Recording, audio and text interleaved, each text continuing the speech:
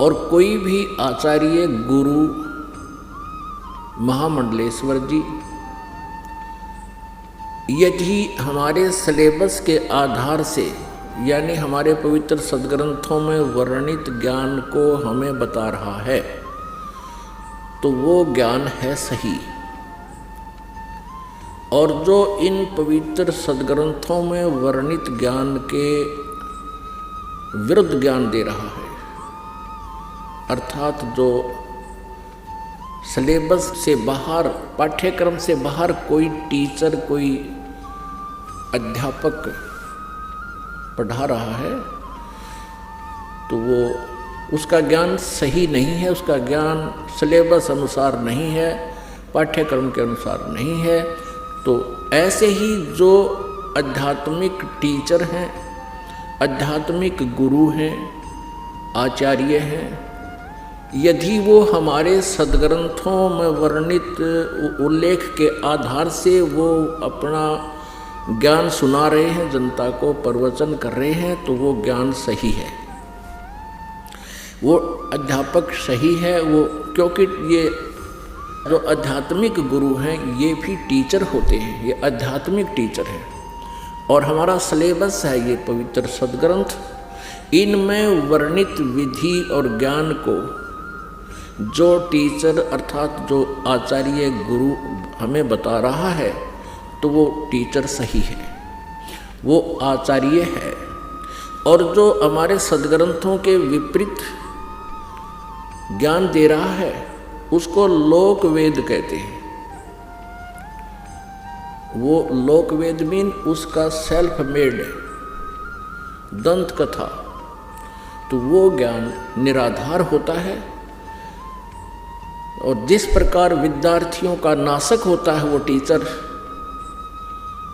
जो सिलेबस से बाहर का ज्ञान उनके अंदर फीड कर रहा है, ठीक इसी प्रकार वो आचार्य आध्यात्मिक टीचर, आचार्य गुरु, वो शत्रु है उस मानव समाज का, श्रद्धालुओं का, जो उसके ऊपर आश्रित हैं और वो सद्ग्रंथों के विपरीत ज्ञान दे रहा है।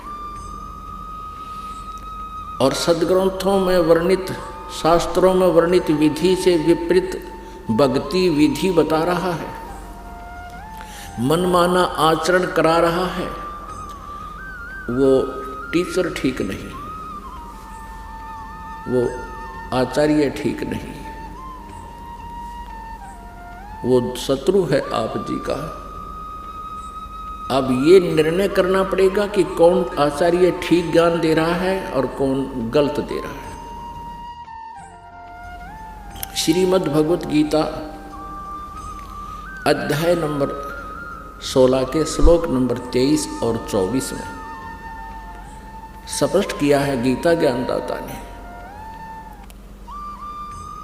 कि जो शास्त्र विधि को त्याग कर मनमाना आचरण करते हैं उनको न तो सुख होता है, न उनकी गति होती है और न ही कोई सिद्धि को वो प्राप्त होते हैं, अर्थात व्यर्थ। इससे तेरे लिए 24वें श्लोक में 16वें अध्याय के गीता श्रीमद् भगवत गीता अध्याय 16 के श्लोक 24 में तुरंत कहा है, इससे तेरे लिए अर्जुन कर्तव्य और अकर्तव्य की व्यवस्था में कौन सी साधना करनी चाहिए, कौन सी त्याग देनी चाहिए, नहीं करनी चाहिए, उनके लिए शास्त्र ही प्रमाण है। बात खत्म होगी।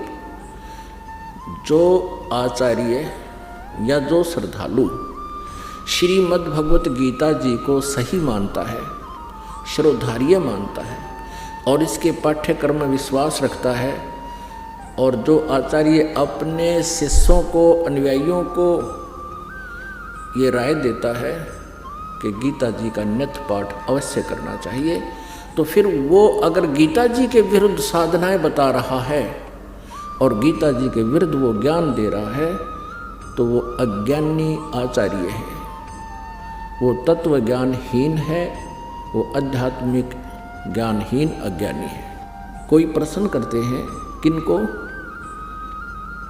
हिंदू धर्म के आचार्यों, गुरुओं को उनसे पूछते हैं कि क्या ब्रह्मा विष्णु महेश जी की मृत्यु होती है? क्या ये जन्मते मरते हैं? तो उत्तर देते हैं कि ये कभी जन्मते मरते नहीं। फिर प्रश्न किया जाता है क्या ब्रह्मा जी विष्णु जी शिव जी के माता पिता हैं? वो कहते हैं जब इनका जन्म मृत्यु होता ही नहीं, माता पिता का प्रश्न ही नहीं। यदि ये उत्तर कोई आचार्य देता है या कोई गुरु देता है, वो अज्ञानी व्यक्ति है, वो लोक वेद सुना रहा है, वो दंत कथा सुना रहा है और इन भोली श्रद्धालुओं को, इन विश्वासियों को, या जो उस पर विश्वास किए बैठे हैं उसको, उस अज्ञानी को और संत आचार्य मान कर बैठे हैं, उनका जीवन नाशक है। ईसा मसीह जी ने कहा था जनता को, श्रद्धालुओं को, कि तुम जिनको गुरु मानते हो वो गुरु नहीं है, उनके पास आध्यात्मिक ज्ञान नहीं है। वो तुमसे इतना मीठा बोलते हैं, तुम उनको एक नेक व्यक्ति मानते हो, लेकिन वो तुम्हारे जीवन के खाने वाले राक्षस हैं। जैसे तुम उनको भेड़ मानते हो, वो भेड़ के रूप में भेड़िया है।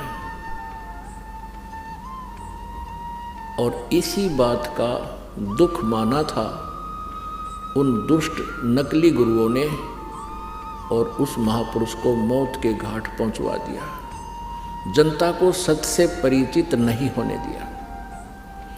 अब वो तो 2000 वर्ष पहले की बातें हैं। अब समाज शिक्षित है, इन नकलियों की दाल अब गलेगी नहीं।